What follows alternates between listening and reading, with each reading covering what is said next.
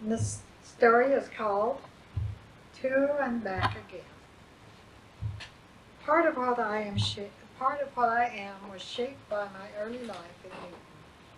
Though it was a small village and quite isolated before the automobile and hard surfaced roads, the daily paper or radio, we had a realization of a larger world out there. Back in the old country was part of the speech of many, if not most, of the grown-ups we mingled with. The church sent missionaries to many foreign shores, where they lived intimately with the people in the city, in the villages, and in the homes.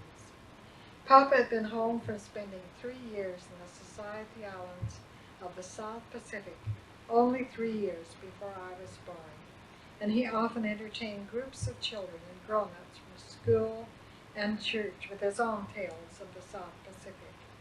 Even this big box of stereopticon views at Grandma's house, which we pored over with the help of the viewer, kept us from being too provincial.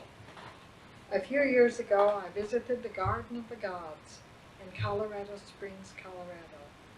Imagine my surprise when I saw those rock formations which I had seen through the viewer all the days of my growing up, but I didn't know where Colorado Springs was. And almost from babyhood, we were taken on trips. By the time I was 14, I had been to Pocatello and twice to Salt Lake. This seems quite a limited experience today, but in the early years of the century, it was like a trip to New York City or abroad. I have told about the trip to Pocatello in another paper. The first trip to Salt Lake City was with Aunt Caroline when I was 10 years old. We were to visit Aunt May and family during the holidays. They were living then in Salt Lake. My introduction to human differences came the day after our arrival. The lady downstairs would like you to come and see her Christmas tree, Aunt May said. The children and I went down, knocked on the door, and were greeted by the lady. We stepped over to the little tree on the table, looked at it, greeted her child, and then walked back to the door where the lady was waiting to let us out. A new experience. We were used to being invited in to stay as long as we wanted to. We were even used to being we might even be asked, how long did your mother say you could stay? Play with the children, have a treat, and so on. So this was a really new experience. I never forgot it. Aunt May was the gracious hostess and planned our time carefully. We were to go to a movie. Though it wasn't an entirely new experience, it was a rare experience. The movie that night was Hans Christian Andersen's Seven Swans, and Colleen Moore was the actress. It was an enchanting play from first to last, and I had read the story many times. After all these years, I still remember the many visual scenes from that beautiful movie. One day we were to visit a Danish friend of Aunt May's. We must have ridden a streetcar and had to change cars in town. All I remember is walking past a large building and being told it was a Salt Lake Theater and that we would be going there to see a play that evening. I remember the big posters advertising Romeo and Juliet, I believe, or one of the big plays. I was so excited I could hardly wait. The afternoon dragged on as the ladies talked and talked, mostly in Danish. Finally, we were back in town, and Aunt May casually said, well, it looks like we're too late to go to the play. We'll just have to go to a movie instead. I was so disappointed. I would never be able to see that historic place. The next time I passed that corner, the theater was a pile of rubble being hauled away. I remember the big stones, and the motion picture was completely lost on me. Don't know a thing about it. 4 years later, another trip was in the works. Nothing about it got to our ears until one day in August I saw Papa coming down the lane riding his hay rake. Mama came out on the porch and called to him, are we going to Salt Lake or aren't we? I need to know so I can get ready. I'm sure it was a decision not to be taken lightly. There was a problem of finances and farm work, but he wanted badly to go to the Society Islands Missionary Reunion at Liberty Park. I am not sure when they decided to go. Mama always tried to guard us from disappointments. All I do remember was being taken to the Ellefson home on Wall Street in Salt Lake City and having raspberry jelly for dessert. That first evening, we had never seen, tasted, or even heard of jelly. Brother Ellefson was a native of Denmark and had a sense of humor and a bit of a clown about him, and so he put on quite an act about jelly, as he was to spoon it from the big cut glass bowl into serving dishes for each one of us. He just couldn't keep it on the spoon. It shimmered and it shook, and it fell back into the dish, much to our mixed delight and frustration as we waited and waited to taste it.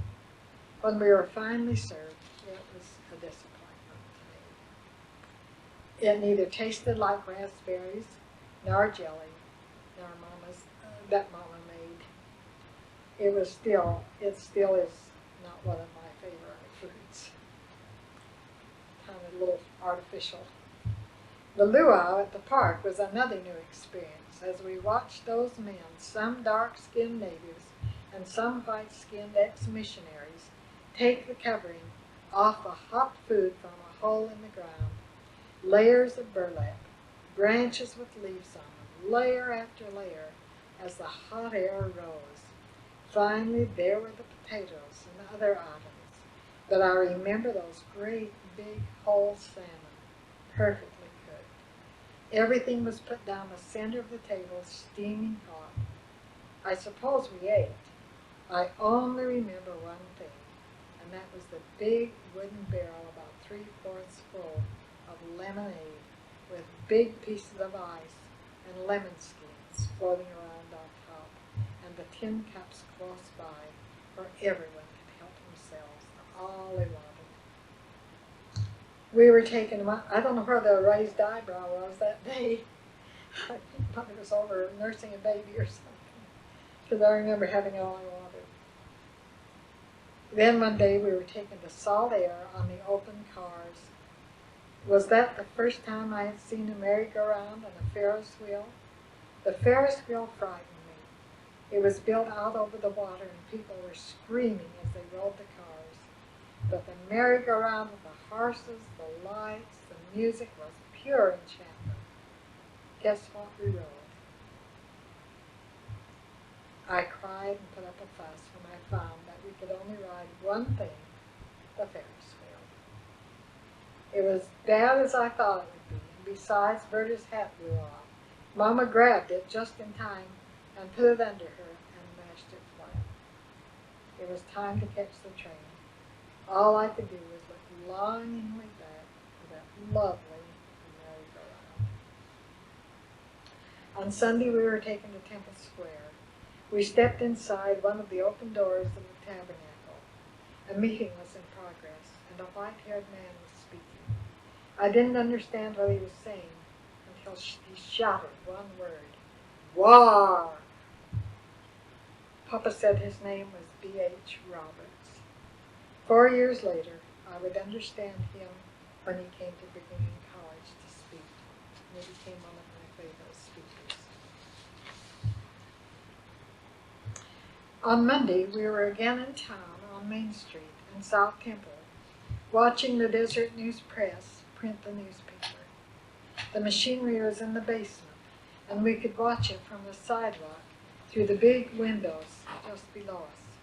We could see the big letters of the headlines as the papers were folded and passed swiftly along. As we watched, the press stopped. Papa said, "Let's go." And we crossed the street, turned south, and got as far as ZCMI, when suddenly the newsboys hit the street screaming, "Paper! Paper! Read all about it! Great bloody battle of war has begun." Papa bought a paper. I saw it around home for years, but once when I wanted it, it was gone.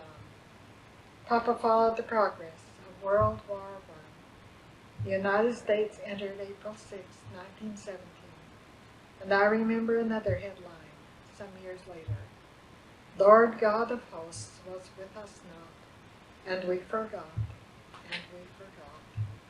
A paraphrase of Kipling's Lord God of hosts be with us yet, lest we forget, lest we forget. I remember boarding the train in Logan to go to Cass Junction and home one day. I saw the agonizing tears as a group of young men were saying farewell to loved ones, especially their girlfriends, as they left them to board the train to go to the war. Grandma taught me how to knit socks for the Red Cross, how to make the heel and finish off the toe and come out with the required number of stitches from heel to toe. I remember the enormous wooden barrel in the lobby of the post office where people were asked to bring the peach pits for some wartime manufacture. The armistice was signed November the 11th day of the 11th month at the 11th hour of 1918. Papa and LeVar walked uptown to help observe the occasion with a big bonfire.